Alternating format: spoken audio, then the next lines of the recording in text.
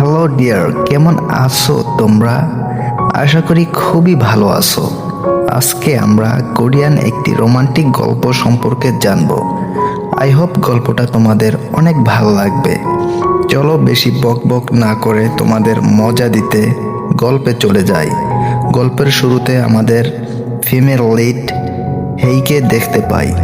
সে আমাদেরকে জানায় যে তার আজ অনেক মন খারাপ, কারণ তার 5 দিন আগেই ব্রেকআপ হয়েছে।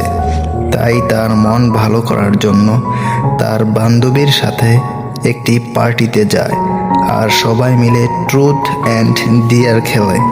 এই গেমে হেই হেরে যায়, এজন্য তাকে সবাই মিলে তাদের ক্লাসের সবচেয়ে কিউট ছেলের সাথে একটি রুমে বন্দি করে দেয়।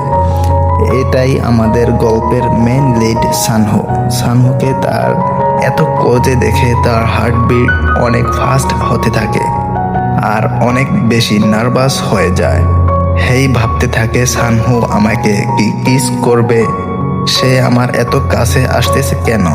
একটু পর দেখে সত্যি তাকে কিস করতে যায়, কিন্তু তখনই তার ফ্রেন্ডরা তাদের দরজা খুলে দেয়। এই জন্য তাদের কিশোর রোমান্টিকতা নষ্ট হয়ে যায়। বাইরে আসতেই হেইর বান্ধবী বলে, কিরে, তোকে কি সানহো কিস করেছে নাকি? এটা শুনে হেই তার বান্ধবীর মুখ চেপে ধরে বলে, আসতে বল, সানহো পাশে আছে, শুনে ফেলবে তো বালডা। তখনই তার বান্ধবীর কল আসে। সে জানতে পারে তার বাবা অনেক অসুস্থ হয়ে পড়েছে। তার বান্ধবী তাকে রেখেই চলে যায়। সে সেখানে তার যাওয়ার দিকে তাকিয়ে থাকে। আর আজ তার বান্ধবীর বাসায় যাওয়ার কথা ছিল, কারণ তার বাসা এখান থেকে অনেক দূরে। এখন সে কোথায় যাবে? এখন গাড়িও পাওয়া যাবে না। এই জন্য সে একটি ক্যাব বুক করার জন্য ডিসাইড করে।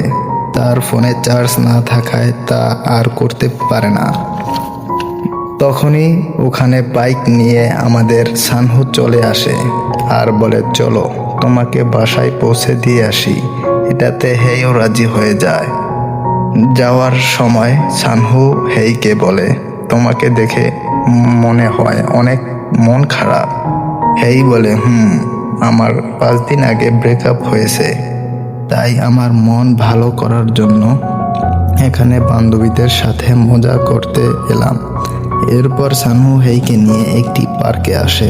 সানহো হেইকে বলে, তুমি আমার গার্লফ্রেন্ড হতে চাচ্ছ? এটা শুনে হেই অনেক হাসে। সানহো বলে, ছেলেটা মনে হয় তোমাকে অনেক ভালোবাসতো, এজন্য তুমি তাকে ভুলতে পারছো না। এটা শুনে হেই